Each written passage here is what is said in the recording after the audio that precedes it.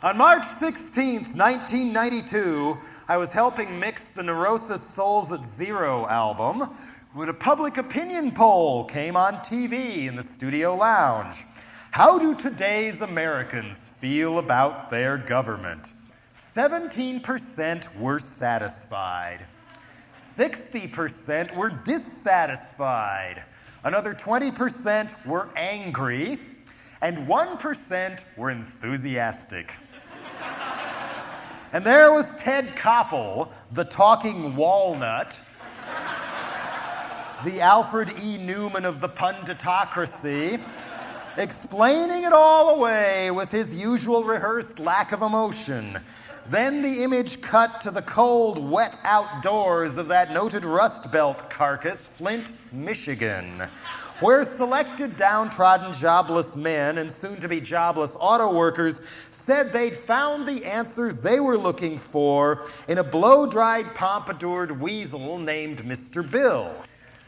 Later that fall, right before the 92 election, I got a call from National Public Radio, their Marketplace program, of all things, the business one, and they'd gotten together people like Ed Koch, the former mayor of New York, and some high-powered Ivy League professors, to each put together a message to the next president of the United States.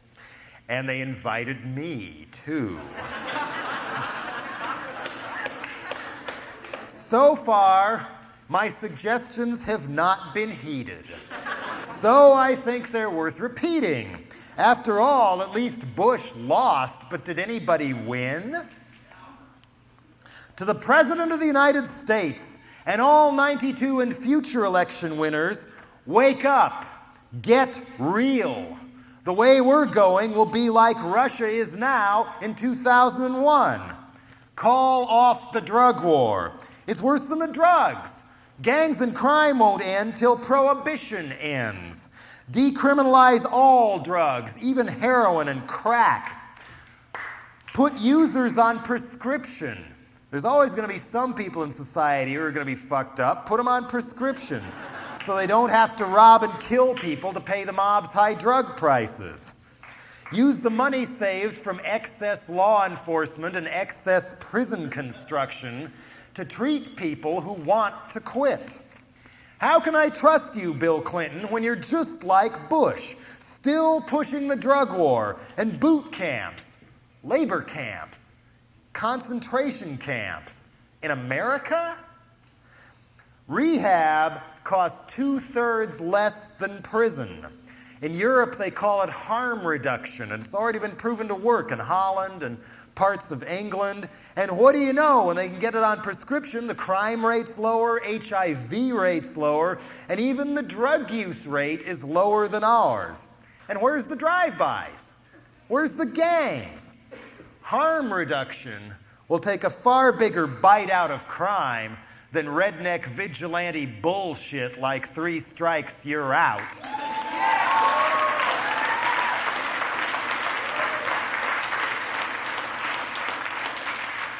Marijuana is less harmful than beer or cigarettes.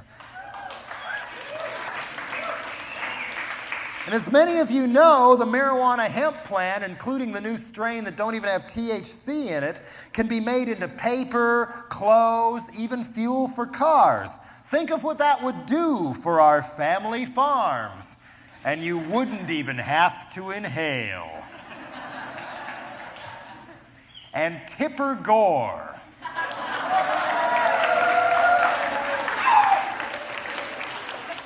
If you're really so concerned about victims of the violence that may or may not be media-inspired, why don't you volunteer your time at a battered women's shelter instead of running around the country trying to batter innocent poets, artists, and musicians? Homeless problem? Give them a home. Legalize squatting in all those empty buildings. Balance the budget, tax religion.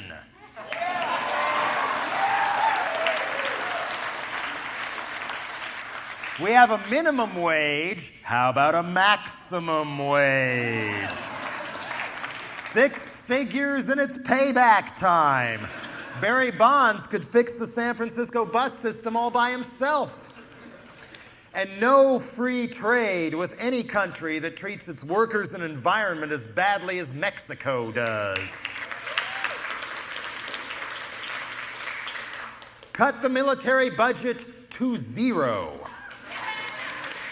Our biggest national security threat now is the arms race we have with ourselves. But if there must be a military, why not retrain them to rebuild neighborhoods, feed hungry people, clean up toxic waste, much of it their own? And let's use our zillion-dollar militarized space program for something useful and send the FBI, CIA, DEA, NSA, and the Pentagon to Mars. And leave them there. And to really take a bite out of crime, how about some punishments that fit? Sentence slumlords to live in their own buildings, and polluters to inhale and swim in the mess they've made till they cleaned it up, and savings and loan sharks to pay back all the money they stole, just like if you held up a 7-Eleven and you weren't white. Lower the voting age to 5. See youth apathy magically end when they have a stake in their future and get to vote for their school boards. And why not their teachers? In a real democracy, let workers elect their boss, and neighborhoods elect their cops, so Rodney King brutality will finally end for good. And it's still not too late to replace those business-as-usual chums you call a cabinet with National Security Advisor, Ice-T. Secretary of Energy, Jerry Brown. Secretary of Commerce, Ralph Nader. Secretary of State, Noam Chomsky. Secretary of Education, Madonna. And if you need a Secretary of Defense, I've got just the qualification you need, a monkey wrench.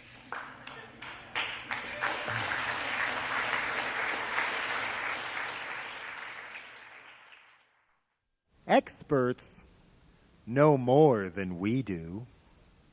If an expert says it, then it must be true. Experts know what's best for us, but how often do they ever talk to us? Experts understand mountains of charts and master plans to cure our economy, build a mathematical model, instead of going out and talking to real people. Sometimes experts know so much about one thing, they haven't the faintest idea how it relates to everything else. Sometimes experts are dangerous. Sometimes nothing seems more uncommon among experts than common sense. Experts who only look at the big picture when they're trying to cover it up. Just look what happens when managing things is left only to the experts. Haiti, Peru, South Africa, Daryl Gates, the Soviet Union, where dictators knew best what you were allowed to do and what you should be allowed to read, to hear, to know, and to think. And if you were even suspected of saying something that disagreed with expert opinion, you could wind up in prison or worse. Till there was no one left to warn the experts when their foolproof plans were causing much bigger problems and literally bombing their own country back to the Stone Age. Society collapses, economy collapses, secret police are the last to know when their government collapses.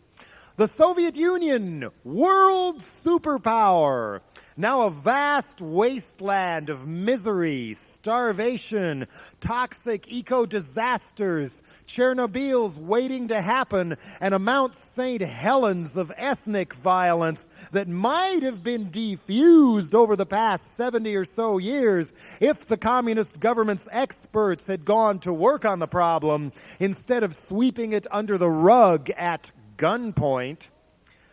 Look what a strong military and all those nuclear bombs did for their national security. Meanwhile, back in the States, according to Gore Vidal in an article published in The Nation in 1988, America had a choice after World War II to disarm, as we'd done after past wars, and move forward with a true peacetime economy. Instead, Harry Truman, one of the most poisonous presidents I can think of when you dig behind the scenes, allowed experts to steer us towards a permanent war economy through the National Security Act of 1947. Before long, we had the National Security Council, the CIA, the hydrogen bomb, peacetime draft registration, the Korean War, loyalty oaths for federal employees, Joe McCarthy, and Richard Nixon, his sidekick, finding communist traitors and treachery even in a pumpkin. And an American people carefully conditioned and manipulated to fear the Red Menace so much they were willing to raise taxes to pay for all that. That's as good a date as any, if you ask me, to mark when the American government was handed over lock, stock, and barrel to what Dwight Eisenhower later aptly called the military-industrial complex in what was basically a bloodless coup. 40 years later, and what do you know? It can't happen here, but look around. Society collapses. Economy collapses. Homeless Hooverville shanty towns multiply like McDonald's outlets. Pollution in the name of progress shoots cancer rates through the hole in the sky. And the military and intelligence experts we spend billions on instead are so out of it and so incompetent, they fail to predict the collapse of communism, fail to predict Ayatollah Khomeini, never even stop to think that somebody like Saddam Hussein might actually use all those toys we'd been selling him. What's wrong with this picture? We spend $79 million a day in this country on so-called intelligence. Are we any better off than we were before the experts at the National Security State took over? I don't think so. Being an expert can also be very profitable. When I first moved to San Francisco, I read the city had hired a so-called expert for $50,000 to decide what color to repaint the buses. And beware the expert witness industry. Like that psychiatric expert Dr. Griegson, nicknamed Dr. Death of the Thin Blue Line movie fame, running around all over Texas telling juries why someone he barely knows deserves the death penalty. Or they've just uncovered a new one by the last name of Zane, who is supposed to do DNA, blood, and hair sample tests and fabricated them, allegedly, according to the San Francisco Examiner, so that as many as 4,500 people in West Virginia and Texas may have been wrongfully convicted of murder and rape. Yeah. The other side is saying, no, it's only 1,200 max, but that's still an awful lot of people who shouldn't be there. And beware the expert witnesses who travel all over the country for a hefty fee, testifying at trial after trial whether or not a certain product that's getting sued is defective, whether Benedictine or Dalcon shields cause birth defects. Yes, they do. No, they don't. Yes, they do. No, they don't. Yes, they do. Scientist, student, or fraud. Jury doesn't know, long as they come across as an expert on the witness stand. According to People for the American Way, a Paul Cameron gets $1,000 a pop as a homosexuality expert at divorce trials. even though his religious right connections and anti-gay extremist activity record are a mile long. But the granddaddy of expert rackets is all around us. Yuppie-crats and Nazi publicans, in their partnership for a conscience-free America, are all too eager to do business with experts at inventing a problem we'd like to solve so we can ignore problems we don't want to solve. Family values instead of family aid. Enterprise zones instead of urban renewal. The state of Tennessee closing schools to raise more money for prisons. New hearings in both houses of Congress calling for a rating system to be imposed on music by law as expert witnesses like that noted psychic Dionne Warwick blame so-called gangsta rap for a crime epidemic their own statistics say isn't really going on. Maybe it's moved from the back page to the front page of our corporate tabloid media, and the violent ones are more colorful, but numerically they have gone down, as has juvenile crime and drug addiction.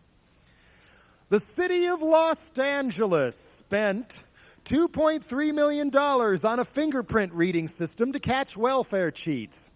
In the first year, they caught 11. Thank you, Harper's Index.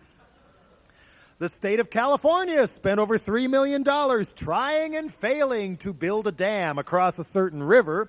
Then along came some beavers who built a dam that worked for free. California also spent $1.5 million on a geothermal energy plant site before taking a look and discovering there was no geothermal energy there. In 1 year, our federal government built 921,000 square feet of new office space in Manhattan, while 66 million square feet remained vacant. And the Air Force at one of their bases, concerned that one of their H-bomb-equipped intercontinental ballistic missiles might go off by mistake, they parked a car on top of the silo. And if that's not enough, the emergency manual at a nuclear power plant in Tennessee, I believe it's Clinch River, their solution, and I'm not kidding, in case of total meltdown, was to be sure to duct tape the toilets. It's amazing we even know all this. The experts at the Department of Energy have 850 different classified and restricted manuals on what is to be classified. And let's not forget those $600 toilet seats, $900 ashtrays, $1,000 pairs of pliers, and $4.5 million fax machines that our military experts consider a bargain to spend our tax money on. My old hometown of Boulder, Colorado, once employed a flood control expert named Ted Diefendorfer, who suggested that a lion's share of the city's money for low-income housing, street repair, parks, the things you usually spend a city's budget on, would be better spent dredging huge cement-lined canals underneath several main streets through town, just in case of the 100-year flood. The plan was seriously considered, seriously rejected, and Diefendorfer resigned, saying, "This town just doesn't share my concern for the 100-year flood. As far as I know, the town's still there. If it ain't broke, don't fix it." It's not a term heard often around those noted flood control and environmental experts, the Army Corps of Engineers. There's been widespread allegations that the 93 Mississippi River flood might not have been so bad if the Corps had left the damn river alone. But oh no, we at the Corps know more about managing them oceans and water than the rivers themselves do. So the dam building, dredging, and rerouting continues. According to a weekly magazine published in the South called Creative Loafing, Up and down the Atlantic coast, from at least Maryland to Georgia, the Corps has conned town after town into their program of beach renourishment. The idea being that natural coastline that's been there for thousands, if not millions of years, should be dredged and moved and cemented and fortified with dike-like structures they call groins for the shoreline to stay where it was in the first place. Often it does not stay there and must then be redredged again and again and again at $5 to $10 million a pop. Or, according to this article, Ocean City, Maryland spent $90 million the second time. Remember when Reagan's second Interior Secretary, Donald Hodel, said that the ozone hole was nothing to worry about because we could just wear sunglasses and long-sleeve coats when we go out, hoods, dress Islamic style all the time like they already have to in parts of Australia. But his expert advice forgot about one thing. What about the animals? What are they going to do? In southern South America, there's already reports of livestock and who knows what else going blind and wandering into ponds and rivers and drowning. And as some of you may have heard, frogs and toads are dying off en masse all over the world, even in remote, unpolluted areas. Now the hypothesis is maybe it's because this Swiss cheese we call an atmosphere and ozone is letting so much ultraviolet rays in, it's killing all the eggs.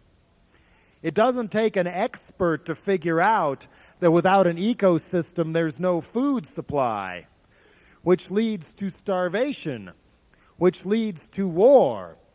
And maybe we'll finally solve the overpopulation problem. At the Earth Summit in Rio, Jacques Cousteau said we've got about 15 years. Our government art experts allot about $140 million a year for the National Endowment for the Arts and $200 million for military bands. How many military bands can that be? Where do they play? Where does that money really go? Titanium tubas for the great nuclear war, or what? The Bureau of Alcohol, Tobacco, and Firearms sure did an expert job handling David Koresh. Your favorite metalhead and mine could have been picked up easily while he was out jogging or going to the store. 80-some-odd people might still be alive. Malaria had been nearly eliminated from many parts of the world till the World Health Organization decided to eradicate it completely with newfangled magic chemicals. They spent 21 years and almost $2 billion before giving up in 1976. All they had to show for it was a new strain of malaria-carrying mosquito immune to insecticides.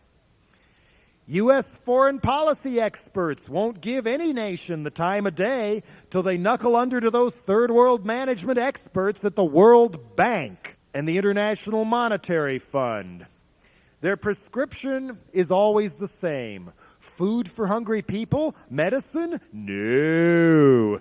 Loans, loans, loans for technological progress like dams, logging roads, power plants, and factories. Environment be damned.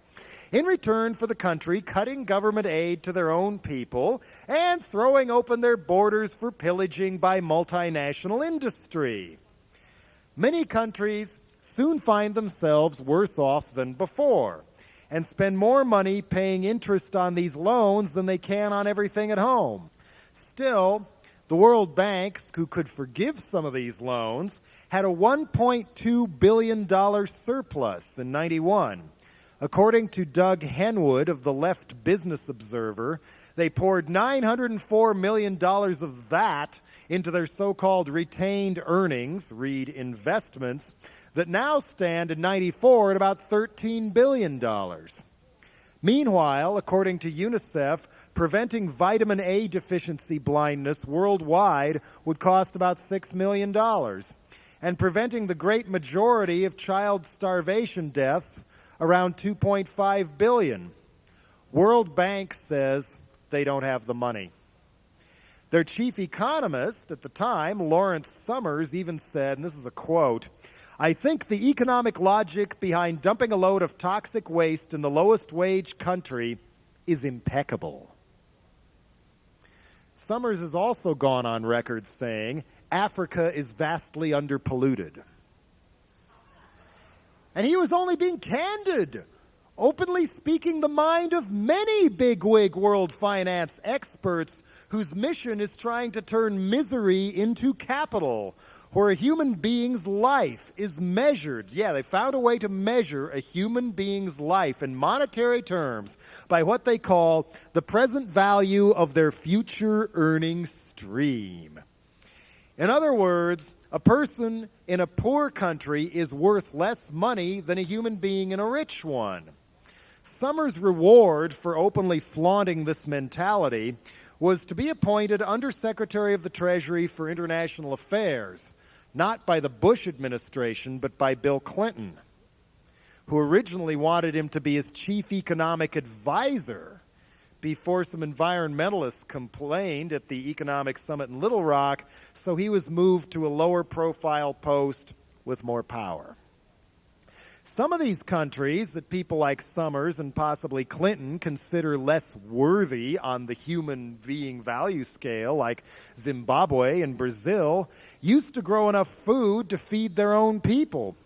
But according to Multinational Monitor, they no longer can because experts from more civilized countries convinced their leaders they should grow tobacco instead. Experts at Nestle's Chocolate thought it was a dandy idea to get African women to stop breastfeeding their babies and feed them Nestle's brand powdered milk instead. When the powdered milk was mixed with contaminated local water supplies, a lot of babies died. It took a worldwide boycott of several years before Nestle's finally said they'd learned their lesson. But what do I find at the Earth Summit Global Forum in Rio but a flyer from Nestle's on how to end world hunger? Among the foods pictured was peanut butter and, you guessed it, powdered milk. Meanwhile, experts here at home are pushing biotechnology and genetic engineering for us to swallow. Full speed ahead with thalidomide agriculture, but no government aid for organic farms. And in this country, you cannot patent any medicine or cosmetic or potion or food that's only natural ingredients. If that's not enough, Sweden, Norway, and Finland recently classified almost all vitamins, herbs, and supplements as prescription drugs. Commercial drug companies and pharmacies are, of course, having a field day. With the health food stores out of the way, in Norway, a low-potency vitamin mineral multiple that would sell for $5 in the U.S. now costs $45. And the American Food and Drug Administration's experts have the bright idea of imposing the same thing on us. New regulations that were supposed to go into effect June 93 that were drawn up at the request of the Bush administration, they're now precariously on hold, but they would require a doctor's prescription for anything over 100 milligrams of vitamin C, and even classify amino acids as drugs, even though protein is made from amino acids and 8 amino acids are considered essential to life. Only in America would disease be treated as a healthy growth industry, where Hillary Clinton and her pals in the insurance industry push so-called managed competition for health care, an idea originated by Nixon, by the way. Even though a Congress General Accounting Office report says a single-payer system getting rid of those insurance companies, like they do in Canada, would have saved $67 billion in 1991 alone. America, where cancer research experts spend millions every year searching for a magic cure or vaccine instead of working with environmental groups to clean up the pollution that causes a lot of the cancer in the first place. Mental health experts close mental health clinics. prefer drugging and zapping everyone to prevention and treatment, including feeding Ritalin to 750,000 school kids for goofing off in class. So what do we have now? Homeless human beings who can't take care of themselves. We have the highest drug abuse rate in the Western world. Yet government experts say treatment and rehab are less important than spending billions of dollars continuing to beef up the police state under the guise of the drug war as more and more drugs slip into the country anyway. What does it say about us when the main growth industry in some parts of this country is in building prisons?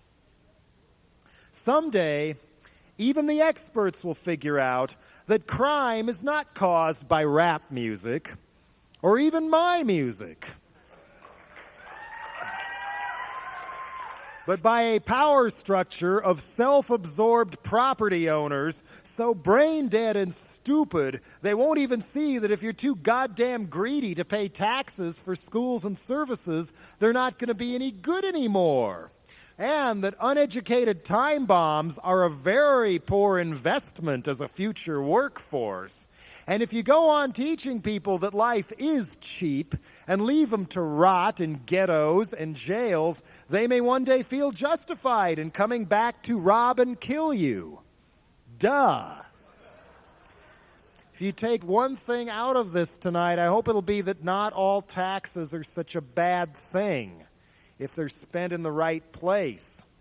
But are there any business experts left in this country who are smart enough to know when not to be greedy? Has any multi-million-dollar executive cut their salary to zero till their company is back in the black? Instead, we're told that we'll be better off than ever if we brush aside those pesky pollution laws, replace union shops with third-world slave labor, and corral the leftovers at home in temporary electronic sweatshop computer jobs, the kind with no day-to-day security and no benefits.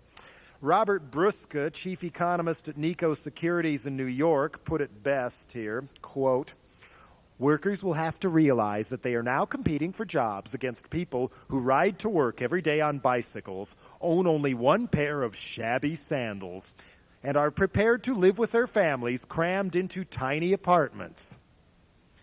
The tortoiseshell glasses and fangs crowd has been remarkably candid lately, haven't they? And they have the gall to call that free trade. You'd think, with everything falling apart at home, some experts somewhere would point out what a bad investment it was to spend $450 billion to fail to wipe out Saddam Hussein just to rescue a kingdom where the penalty for being Jewish is death. You'd think they'd learn after World War I, when defeated Germans got no aid, had to pay war reparations instead, till hyperinflation got so bad it took a wheelbarrow full of Deutschmarks to buy a loaf of bread. And people grew so miserable and so frustrated that Hitler could manipulate his way into power. Second time around after World War II, there was the Marshall Plan to rebuild Germany and make sure a Hitler didn't happen again. So why do our foreign policy experts now withhold real money to help rebuild the former Soviet Union? All those potential Pepsi drinkers abandoned to the kind of crazy dictators that experts prefer to do business with, thinking, yes, we'll carve ourselves another Latin America, a giant new pool of cheap, exploitable labor, so much the better if they fall for a Hitler.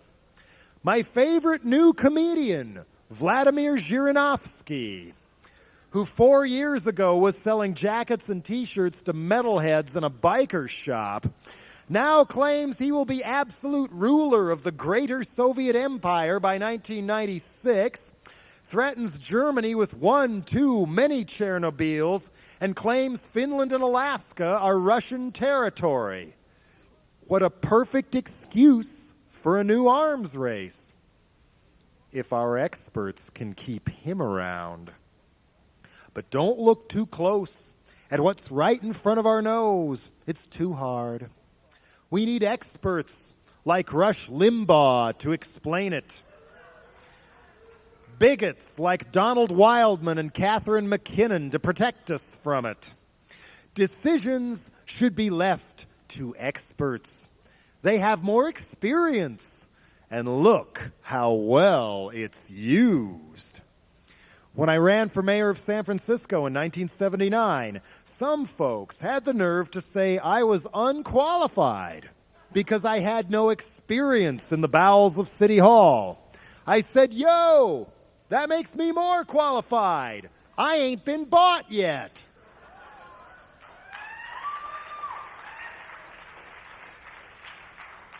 I've done everything else on the scandal scale, adultery, drugs, stepping on toes, you name it, but I have yet to take my first bribe. You should try running for office sometime. Elections coming up guarantee you'll learn a lot. Help take our lives and planet back in the spirit of Putney Swope. Anybody out there seen Putney Swope?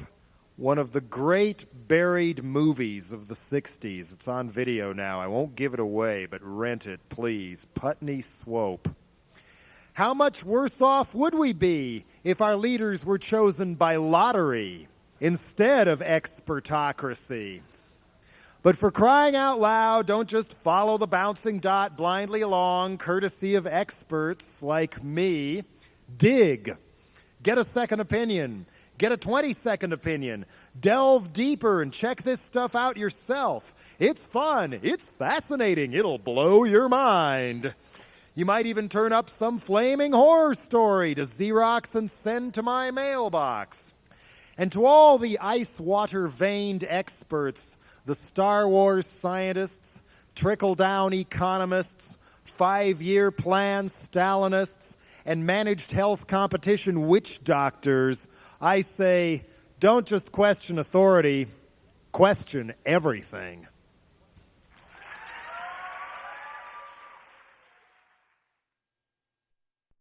I heard your state Supreme Court ruled against the anti-erotic music law. How many of you are aware there's already a new anti-erotic music law in your state legislature that it's time to come out and fight?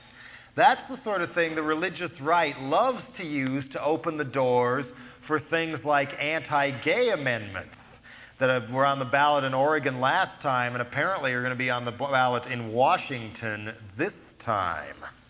Beware the Trojan horse of family values.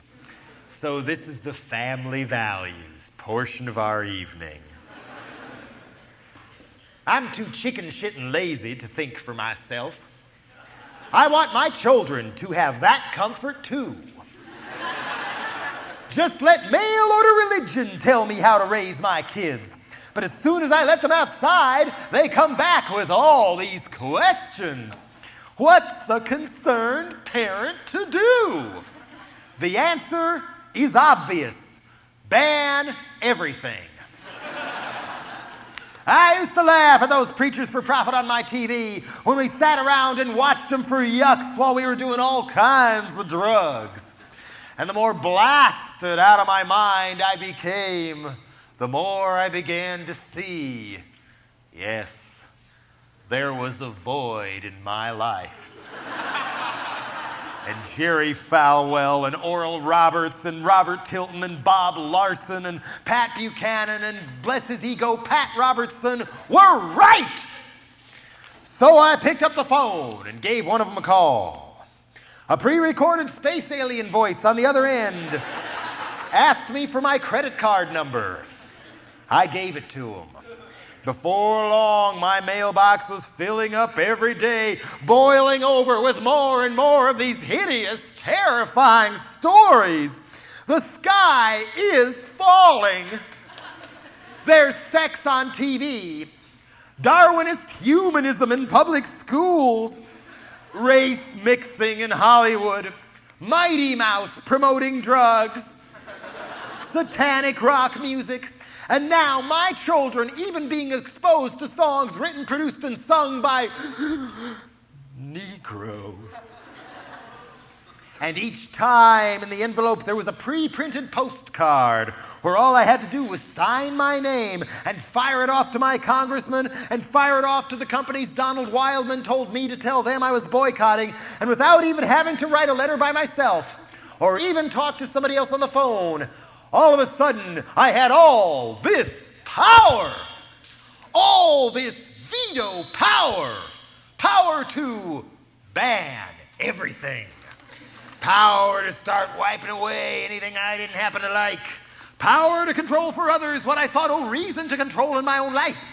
And you know something? It felt good. It felt real good. I was hooked.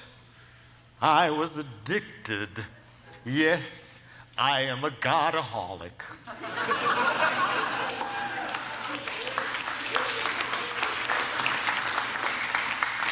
And my checks to the hope dope dealers got bigger and bigger and bigger. And every day I'd wake up and my hands would shake and my teeth would clatter until the mailman would show up and bring me my fix. And I could rip open the envelopes and tie a rubber hose around my common sense and shoot up with God!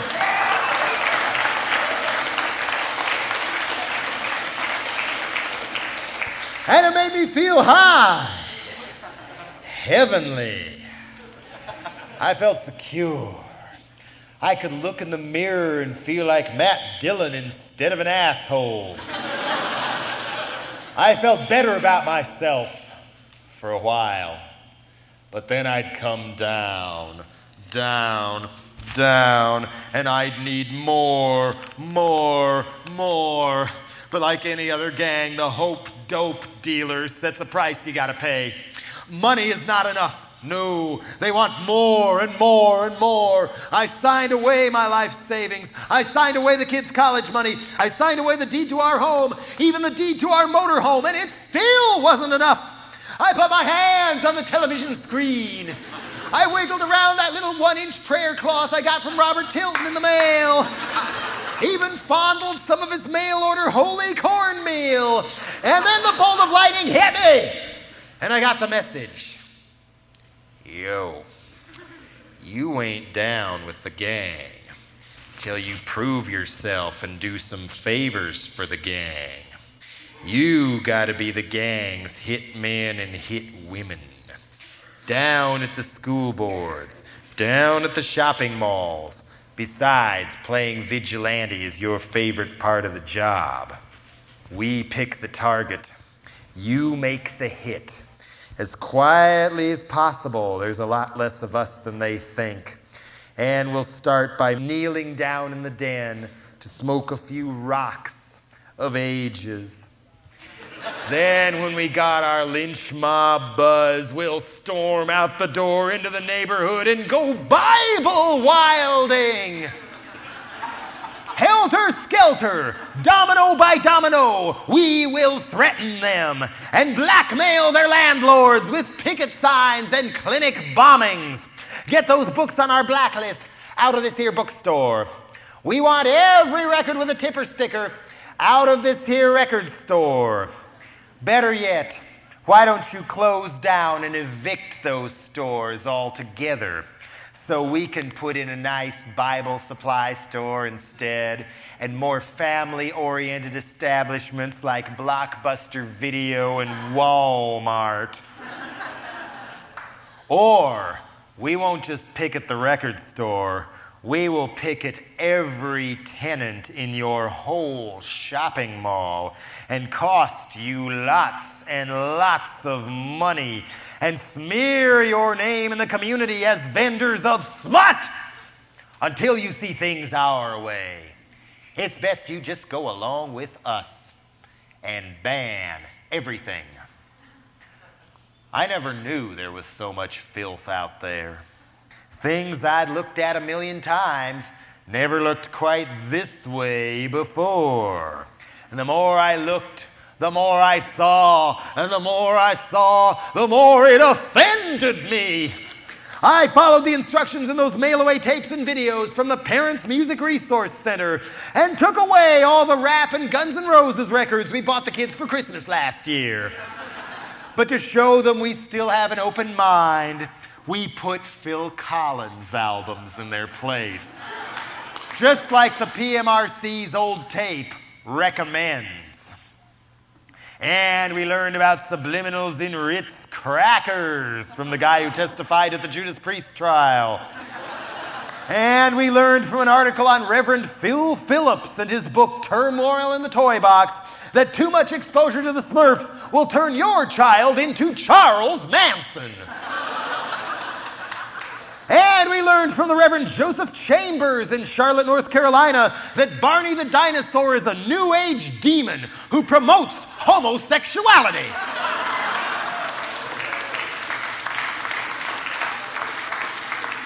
And now I know why the dinosaurs died.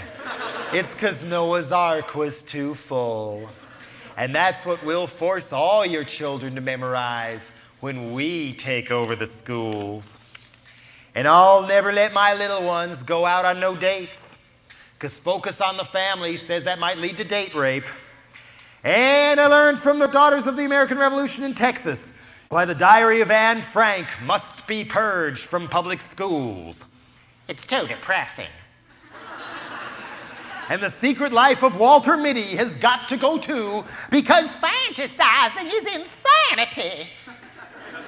And we must ban Halloween for everyone so my children won't be exposed to anyone dressed as a devil or a witch.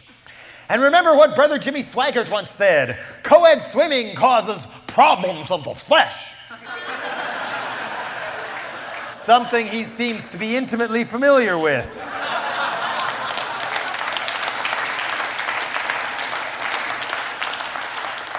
Not only that, but if you go swimming, you might drown.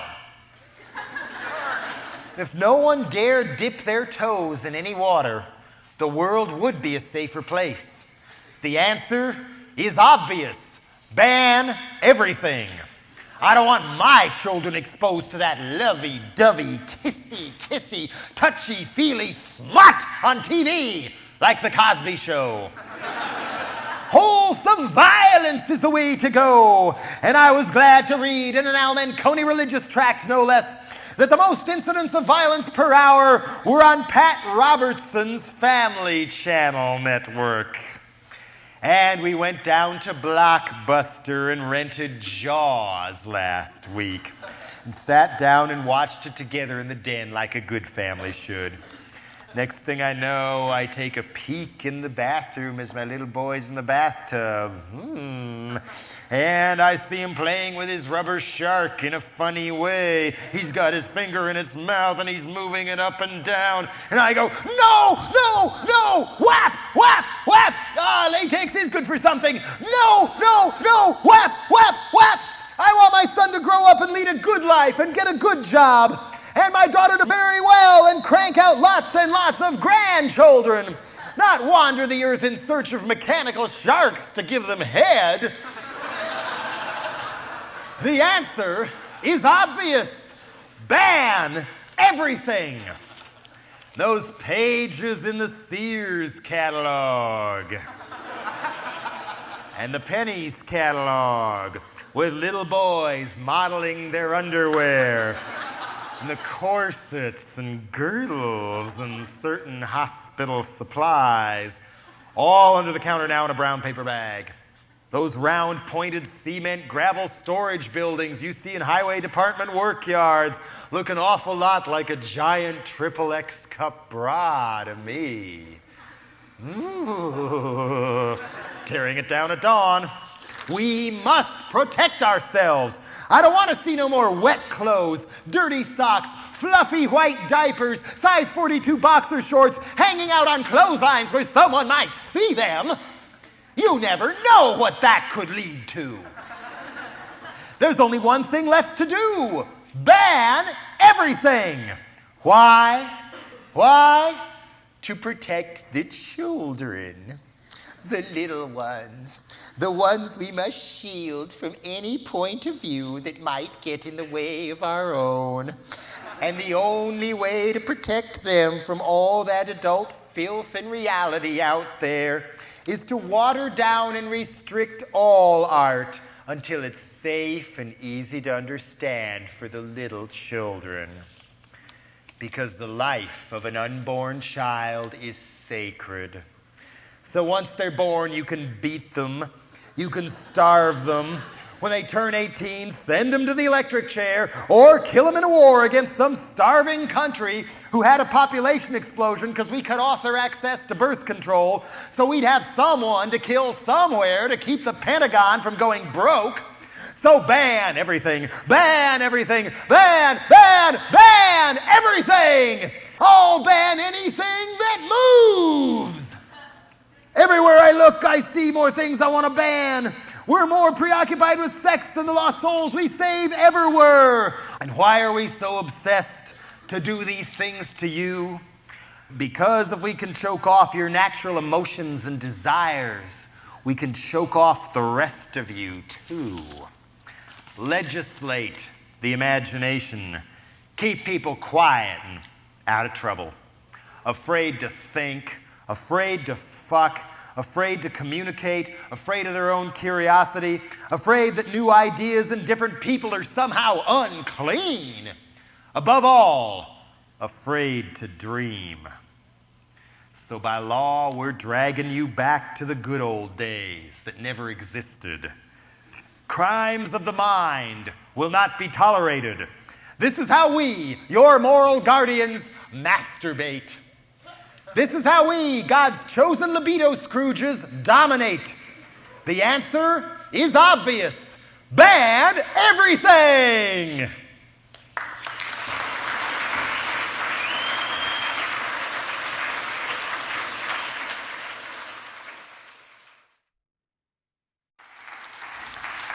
For years and years now, some people have told me that my music and my art is too negative.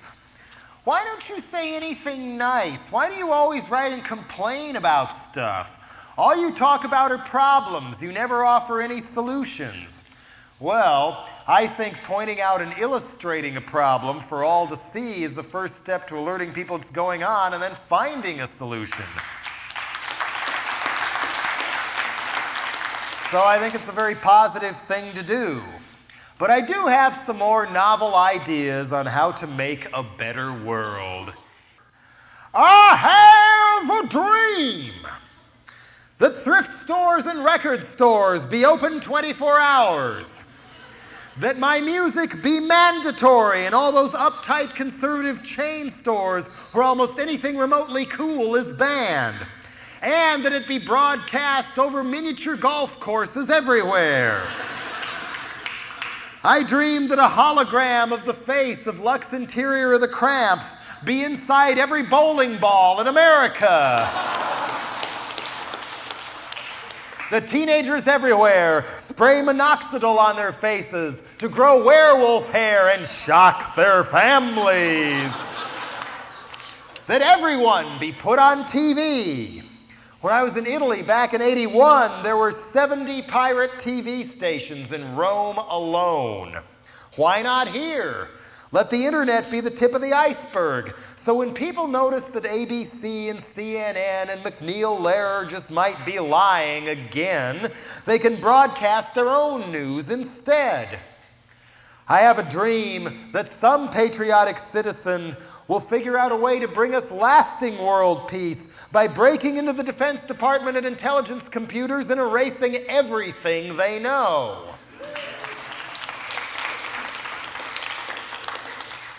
That all sides will rein in the arms race the easy way by not producing any more of the radioactive isotope tritium.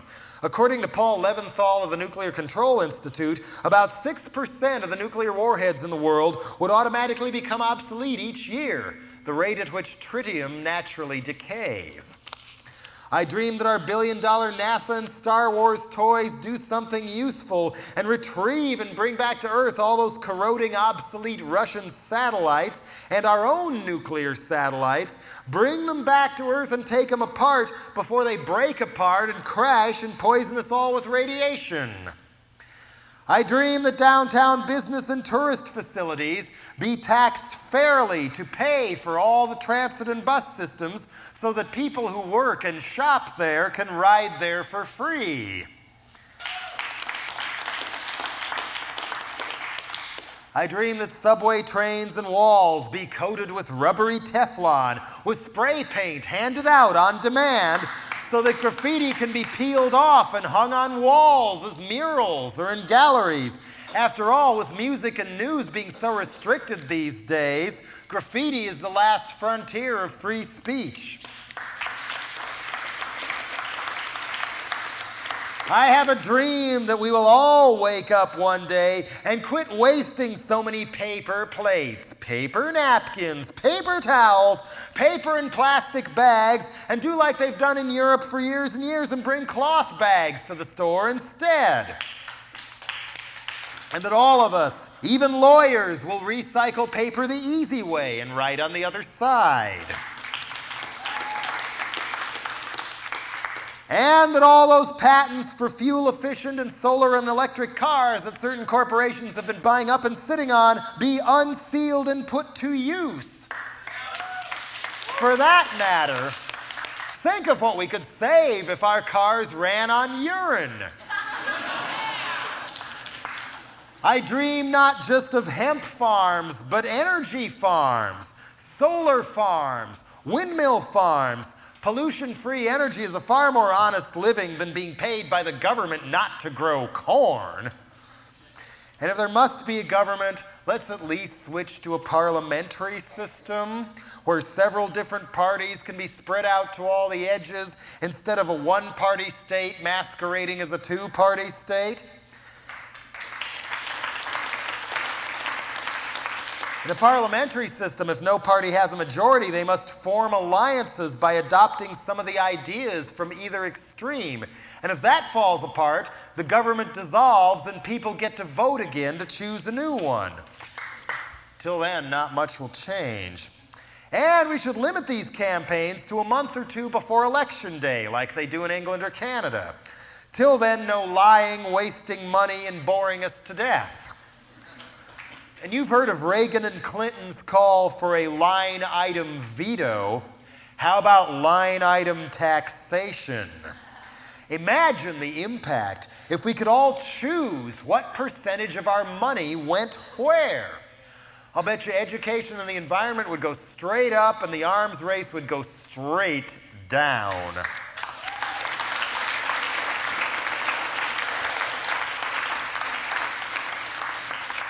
I have a dream that the highest paid people in the land are the ones who have the most unpleasant and dangerous jobs. A coal miner way down in a 30-inch high tunnel crawling on hands and knees till the cartilage is gone only to wind up dying of black lung deserves a hell of a lot more money than some twit on Wall Street. I dream of the day when Stone Age fundamentalist religions no longer have the power to deprive the world of birth control.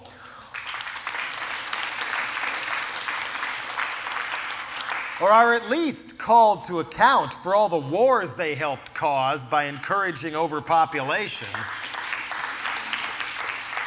And I'm very excited about this talk of a possible gene that may predetermine whether or not a person is gay. Now, biotech gene splicing can help us.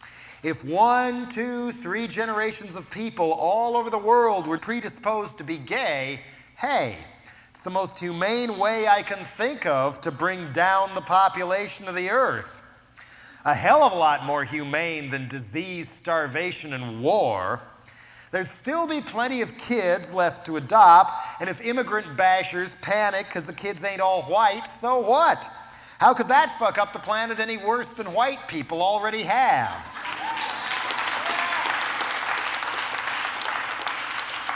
And I dream of public schools that encourage actual learning and teaching instead of drill, drill, drill, equation, equation, equation.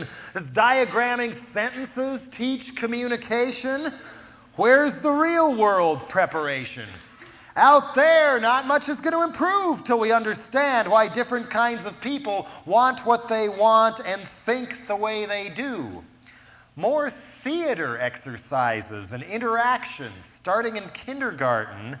Kids acting out other people's roles, getting inside other people's minds might lead to a lot better understanding later on. Sure build better character than football.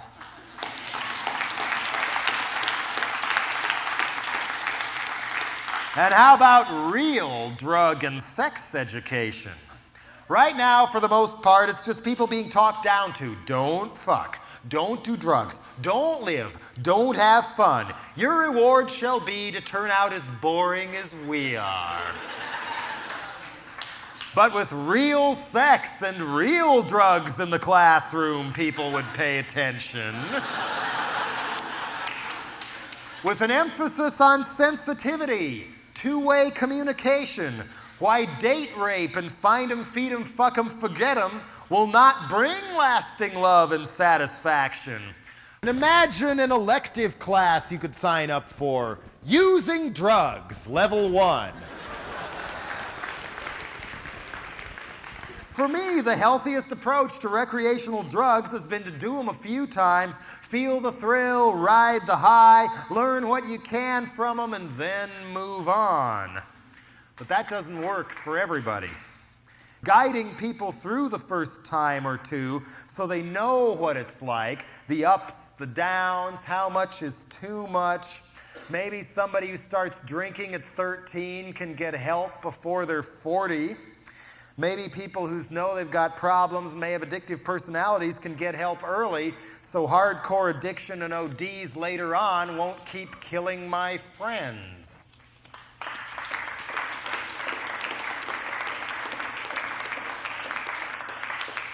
And how about a mandatory class on one of the most important things we're supposed to learn that ain't even taught in school at all?